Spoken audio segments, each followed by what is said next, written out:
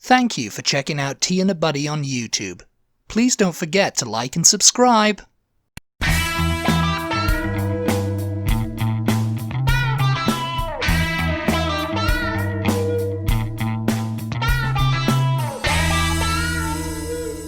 Hello and welcome to Tea and a Buddy podcast with me, Dominic. And me, Erica. And it's a very spooky episode. I was going to say that. I was thinking a very spooky Tea and a Buddy podcast. A very spooky Tea and a Buddy podcast today. Ooh. We're going to be talking about Halloween traditions. Halloween. In Britain and America. Yes. The UK and the US. Yes. I think it basically came from over in the... It's an old Celtic festival anyway. Mm-hmm. Old Celtic pagan festival. Like all the old things were ripped off of pagan festivals. And commercialized. Overexposed and commercialized, as the traveling Wilbury said. Basically, Christianity had everything to do with it. They wanted to cover up these pagan or overshadow these pagan festivals. Yeah, so they they designed to make them around it. Yeah. So they invented All Hallows Day. All Hallows Day to rest on to come after the Samhain festival. Yeah. Which was an old Celtic festival which involved bonfires and just signaling the end of the harvest or the beginning of the harvest.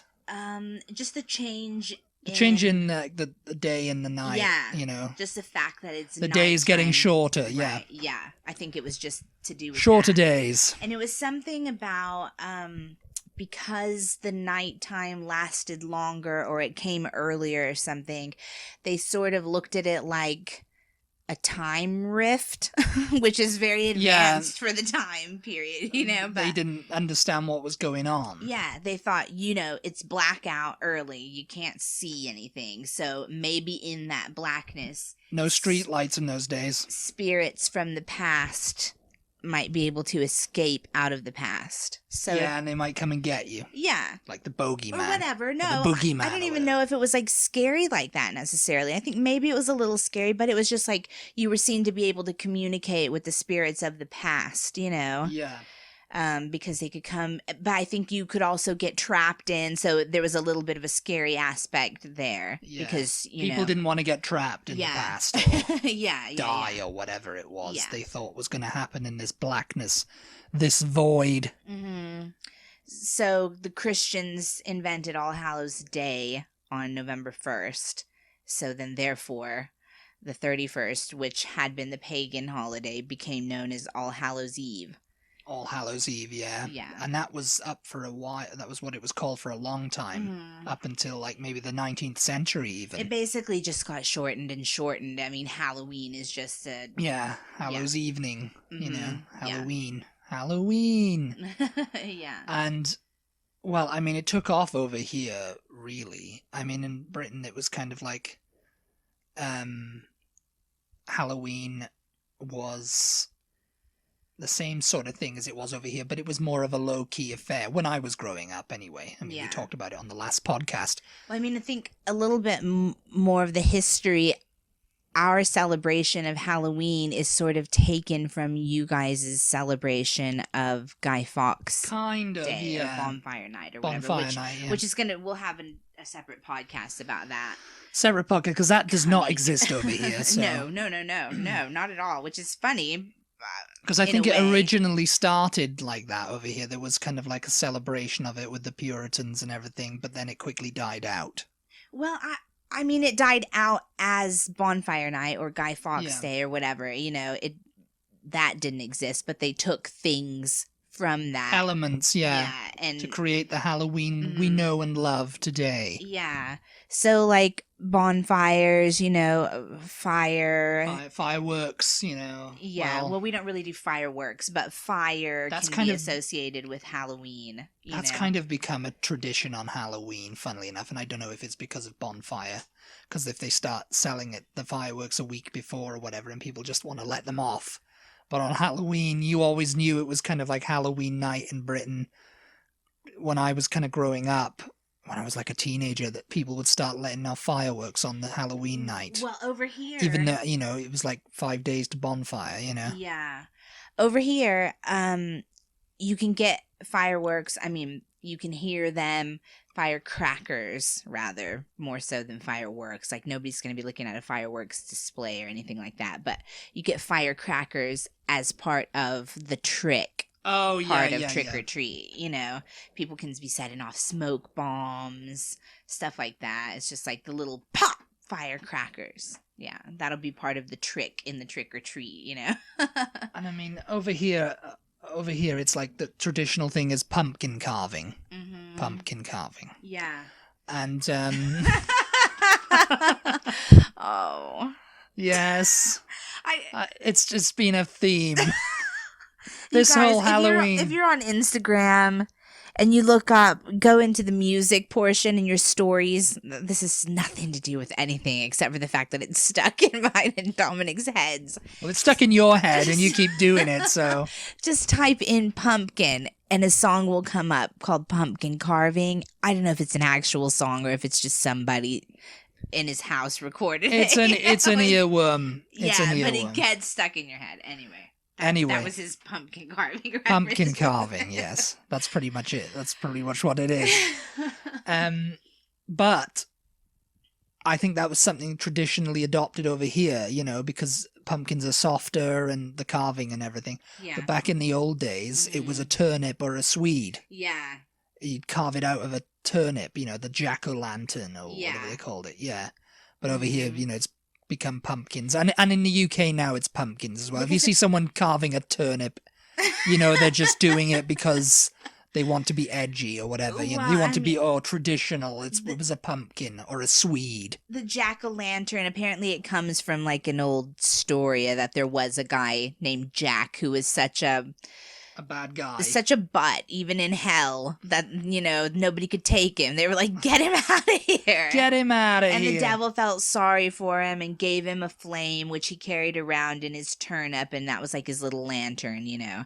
And so jack-o'-lantern. I don't know if that was European story or British or... I don't know what it was. I don't think I've really ever heard it, really. But nowadays, yeah, so pumpkins are obviously the big thing over here, but I've seen the trendy things like you mentioned. They're carving them now out of pineapples, anything that can be hollowed out, really. Grapefruits, you know, a candle or something stuck in them, you know. Yeah, I don't know how you would stick a candle in a grapefruit, but I've seen people carving grapefruits. Yeah. Anything with like a hard shell, really. I mean, a pumpkin's got a hard enough shell to do it, you know. I mean, we did it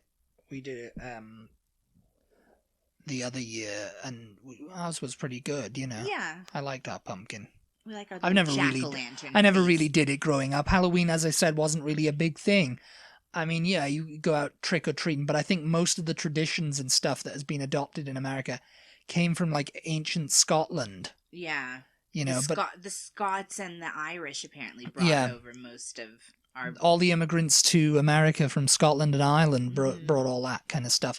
In England growing up, and Wales even, it was just kind of like, it was just another night, really, to me. So if we have any Scottish or Irish listeners, I would really be interested in you letting us know whether Halloween is a big thing over there or not, because Dominic doesn't really remember it in England and Wales being that big a deal.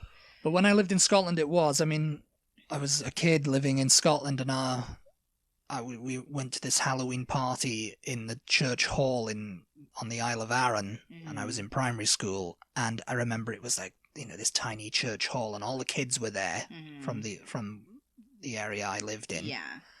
And there was a lot of stuff going on. There was games, there was costumes, dressed up in costumes. You know, we did a little bit of trick-or-treating beforehand. There was, you know, food and stuff, and apple bobbing is one of the traditional things. Like a classic and they'd made the water look like blood. I remember, and they'd stuck like green apples or whatever in it, you know. And you know, the apple bobbing is basically you have to get it with your mouth. I remember I got one, but it kind of just like, it came off, you know, I took a bite out of it and then I grabbed it again, you know, I grabbed the one and I was like, oh, I got it. And then just like, oh, well done. I was getting up. And then one of the women goes, "Oh, someone's taken a bite out of that one," but I didn't own up. It was no, me. I was. You know what? I'm a bit of a germaphobe. Just as a little aside there. And this may be part of where it came from, because I can remember as a kid, I think it was at school. I'm not really sure. Maybe it was some kind of like thing at my grandma's church or something, but I remember only doing it the one time, bobbing for apples.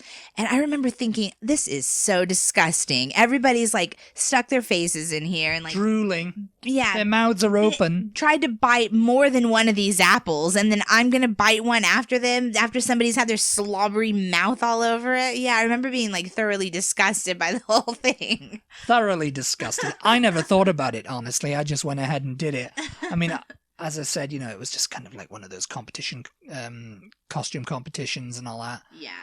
And, I think I seem to remember I went as Dracula one year. Or a vampire, and I had like the blood. I had like glow-in-the-dark teeth. Oh, yeah. I whitened up my face and I had blood, and my hair was all slicked back, and I had a cape and everything, and I looked really good because, and they were all like, "Oh, Dominic looks really good because he's very tall. And he's very tall for his age, so he makes a good little vampire eye." And so that was what that's what I remember doing, that thing. But yeah, I don't remember really carving any pumpkins or anything. I remember them being around, but I don't You remember seeing them? I remember like seeing other people them. Did? Yeah. Yeah. But I never. Well, I mean, that may have just been like your parents didn't want to mess with it. Yeah, I think it was mostly that. Yeah. A lot of parents don't, because it's messy. It's like messy. You buy a pumpkin, you do this. It's messy. It's hours of work. A lot of kids don't like to get their hands in there because it's like slimy and you have to dig it out. And then what? You just leave it on your porch to rot. Most of the time, most people don't even eat them or turn them into anything. So it's a bit of a waste of money, really. But I like it. I mean, over here, Halloween has become synonymous with just commercialism. Yeah. And that's kind of what's going into the UK now. It's become like a commercial type holiday. Mm-hmm. There's a lot of parties. There's and I mean, usually it's just kind of like dressing up on Halloween. A lot of people like to dress up as, in Britain anyway, like dress up as traditional monsters and witches, ghosts, vampires, all that kind of stuff. But over here it's like I love dressing anything goes. Yeah, I love a costume. So I really like Halloween for that. And you have a lot of people going, "Oh, Halloween, it's a kid's holiday. Why are you dressing up? You're an adult," and it's just like, it's kind of been turned into an adult's holiday though. Yeah. Well, I mean, traditionally it's gone back and forth between being a kid's and an adult's holiday. Back in the day, like I think it was like the Victorian era or something like that. I've seen a History Channel special on Halloween, Loves the History Channel specials. Back in the day, I think it was like in the Victorian era, people would, it was mostly a holiday for adults, and they would get together and have parties and dress up, masquerades, and the kids would just be like there. But then the kids started over the next couple decades or whatever, the kids started making trouble.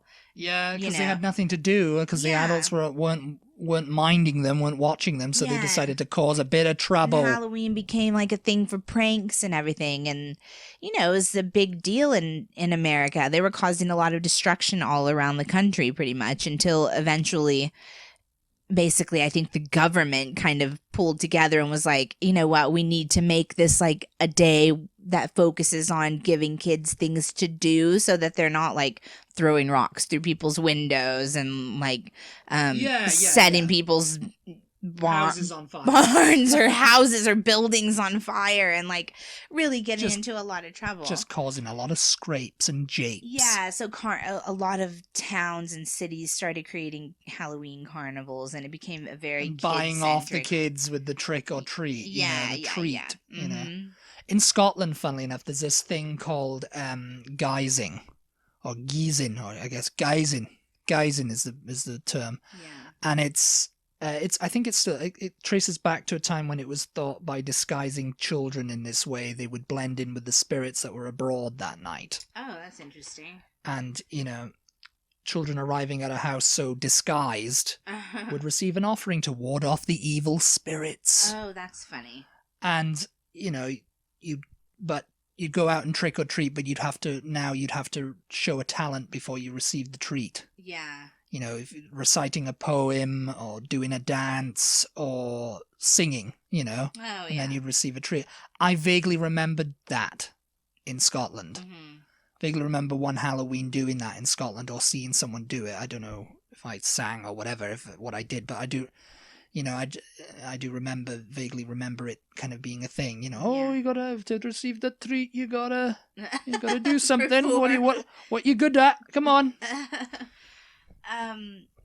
Yeah, as I mentioned in our candy podcast that went out on Tuesday, I'm totally up for giving any and everybody who comes to the house in a costume candy. But I want them to be in a costume, Oh, yeah. It's costume. That's cute. I mean, I get that costumes are expensive to buy, but my favorite costumes are homemade costumes anyway. The store-bought costumes. So if someone's put a bin liner on... Well, as long as they can make it into something, yeah. Usually that's what people did in Britain. You just dress your kids in bin liners and in a trash bag, and out they went. Even if it was freezing bloody cold. Even if they're wearing like a sheet, they could cut a lot of holes in it and be the who was it in the Peanuts Halloween? The Peanuts Halloween, yeah, the Great Pumpkin. Who's like they put the sheet on? It's all full. I think it might have been Charlie Brown actually. Charlie Brown. It was all full of holes. But I like a costume, and I like people who put effort in and try to make a clever costume. Yeah. And I don't care how old they are. You can be like, you can be 70 and knock on the door as long as you have a costume on. I'll give you some candy.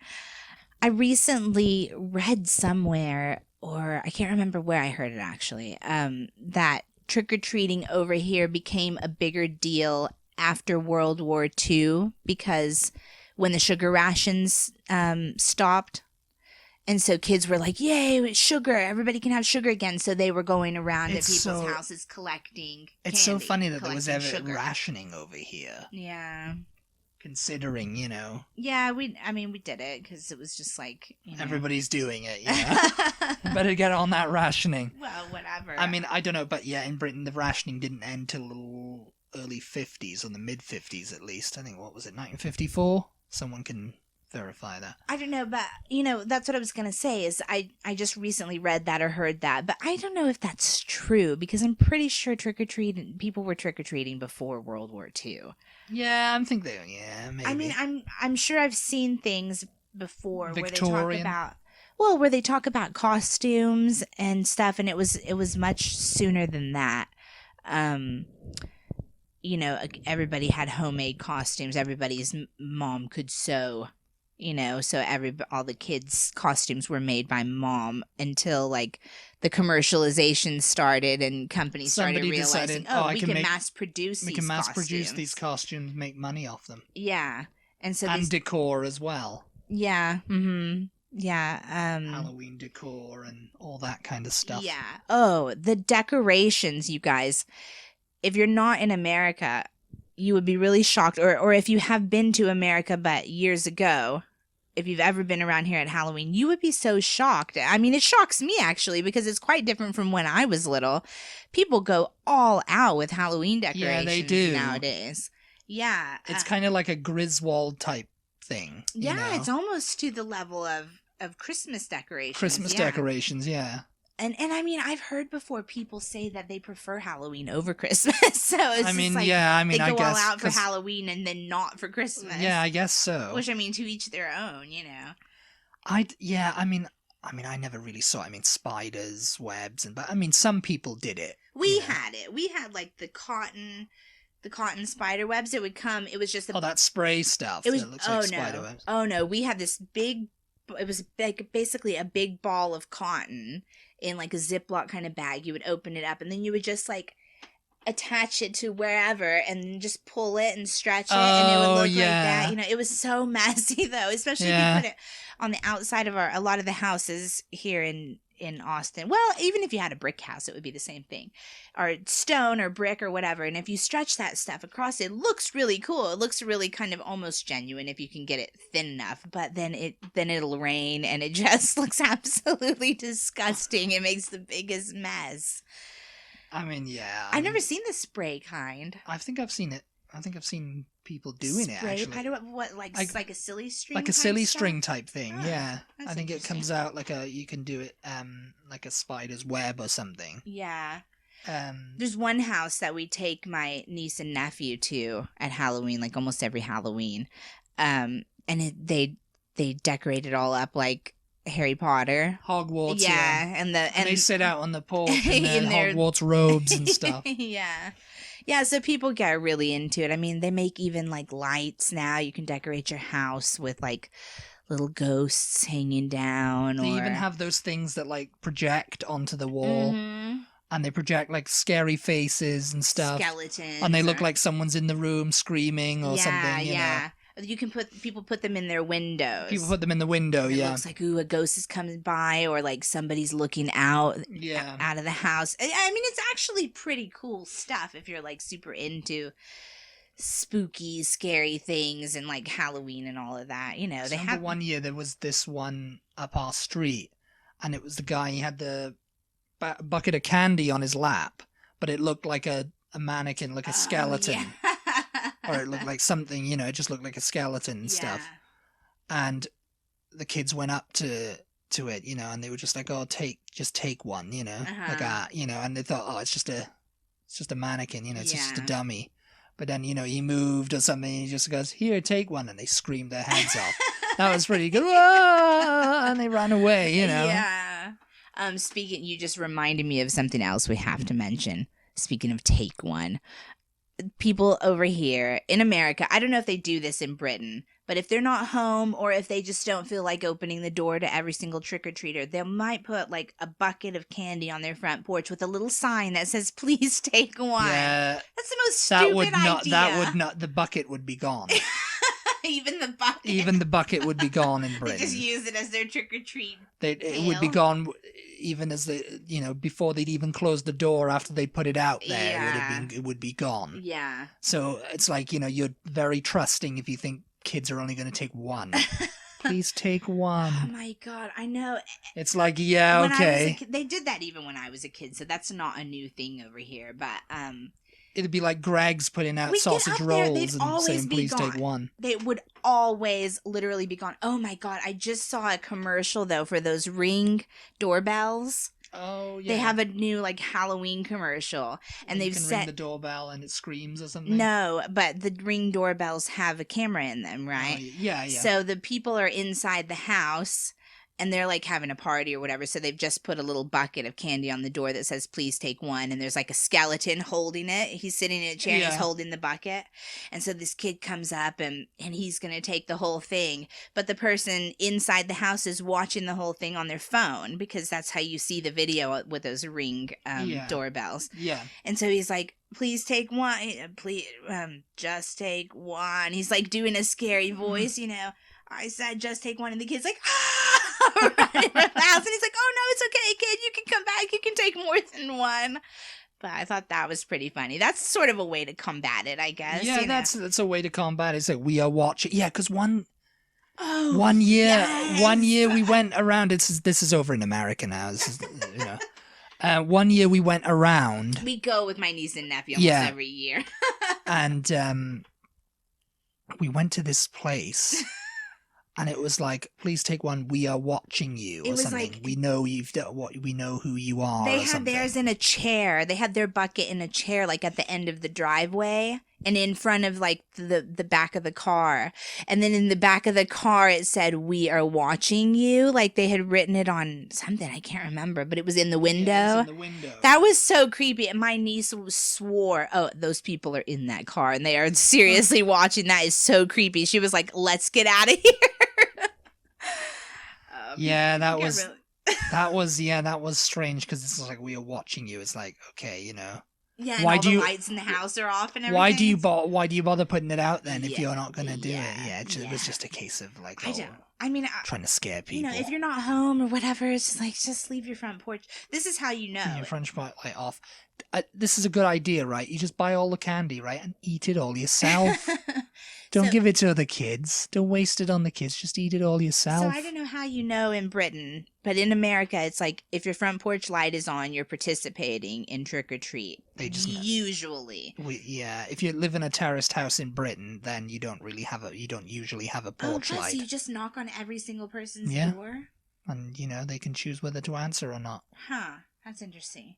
One year I remember getting knocked on the door and they lifted up there and it goes trick or treat through the letterbox, And you could be sitting there with like a water pistol or something, like Victor Meldrew, like Victor Meldrew or Home Alone, yeah. BB Victor Meldrew is the grown up Kevin McAllister. But so that's what we would do. You would leave your front porch light on if you're participating. You turn it off if you're not participating. And then the kids just don't even bother coming to your house. But it was always disappointing going up to somebody's house who had the front porch light on. And then you're just standing there for ages waiting on them to come to the door, and they don't. Yeah. And you're just like... You just wasted 10 minutes. Yeah, it's like I could have gone to 5 other houses. But they come to the door and they we're look all out. They look through the thing because usually indoors in Britain you've got like the thing. They look up and they go, "Oh, it's just trick or treaters. Don't bother answering the door." But they're just like, "Oh, sorry, we ran out of candy." It's just like, okay, turn your front porch light off. What are you doing? But are you new to Halloween? But I know a lot of people, like in New York City or Halloween etiquette. Cities that have like apartment buildings, but they're all indoors. There would be no way to unless kids just went around from the apartment complex went around. No, what I'm saying is there would be no way to know whether the people were participating or not because there's not like there's front porch lights in. But they wouldn't be able to get in, if it was kids from. No, it would just be the people in the building. Yeah. In the building, but that's what I mean. Like kids in the building might trick or treat. Imagine you were the only kid in an apartment building, and everyone was participating in trick or treat, and you got to go around 200 flats and getting all that candy. You'd have that pillowcase. You'd just be like that, dragging it down. Into the elevator. Do you have any idea how popular, this is sort of switching topics now from trick-or-treating, how popular haunted houses are in Britain? They kind of pop up with circuses or fairs or stuff that come through town. I went to one. But do they just do it at random times of the year, or is it only around Halloween? Maybe only around Halloween. Yeah. I think, you can go to a fair, they can set it up.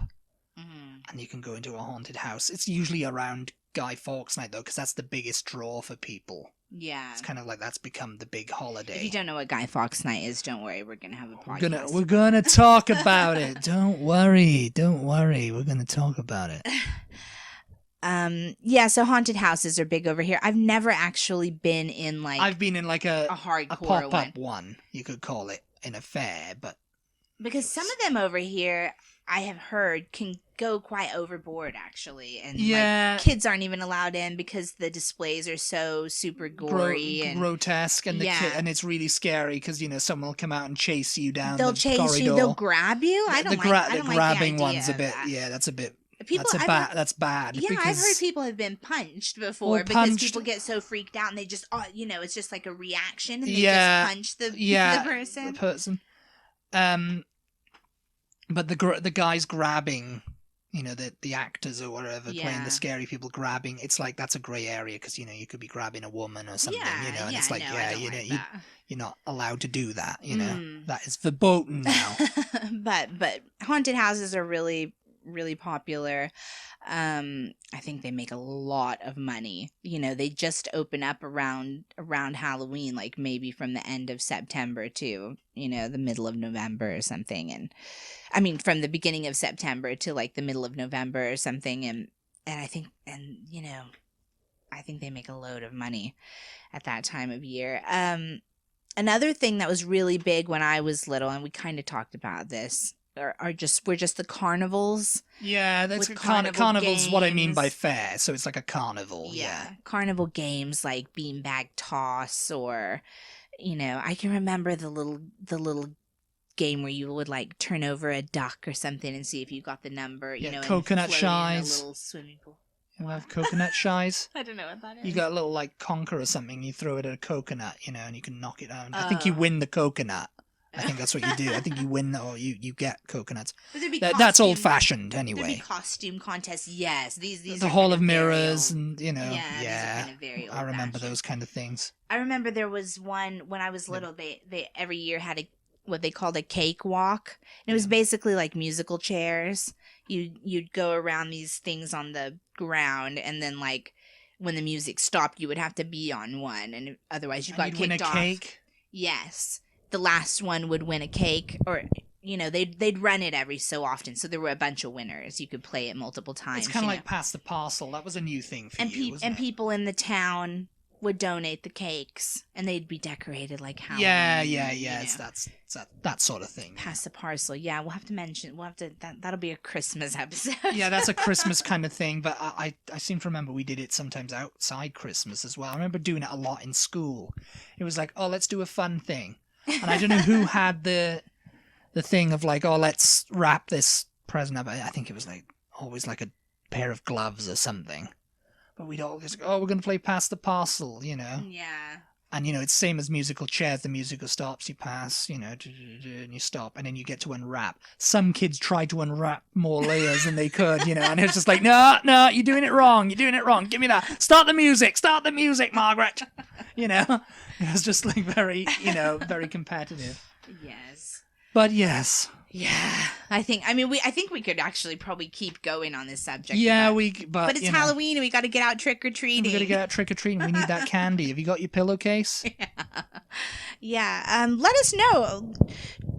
Share your pictures if you're going to dress up, or if you already have, tag us in it, because I want to see what you guys are. I love looking at people's costumes. Tag us on Twitter, tag us on Instagram. Yeah. DM us, whatever. Let's see what you look like this Halloween. And guys, today is the last day to enter the British Snacks giveaway. The very last day. Yeah, in fact, it ends tonight at 11:59. We will not accept any entries after 11:59. After 11:59, it's all over. Yeah. You cannot get in.